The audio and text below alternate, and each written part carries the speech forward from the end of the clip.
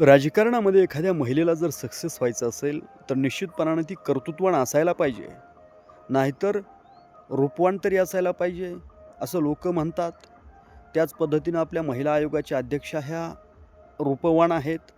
कर्तृत्वान असल्यासारखं आम्हाला तर काही वाटत नाही. कारण की त्यांनी इथून पाठीमागचे प्रकरणं कशा पद्धतीनं हाताळलेत हे संबंध महाराष्ट्राने पाहिलं आहे. आणि आता नवीनच प्रकरण समोर आलं आहे. नाशिक जिल्ह्यातील भोंदूबाबाचं प्रकरण. कॅप्टन अशोक खरात कुणीतरी आहे. तो आश्रमात आलेल्या महिलांना गुंगीचं औषध द्यायचा, त्यांच्यावरती अत्याचार करायचा आणि त्याची जी समिती होती, त्या समितीमध्ये सदस्यपदावरती आपल्या महिला आयोगाच्या अध्यक्षा रुपालीताई चाकणकर. त्याची पाद्यपूजा करतानाचे व्हिडिओ प्रसारित होत आहेत त्यांचे. त्याच्यावरती अशा छत्री धरून त्या उभा राहत आहेत.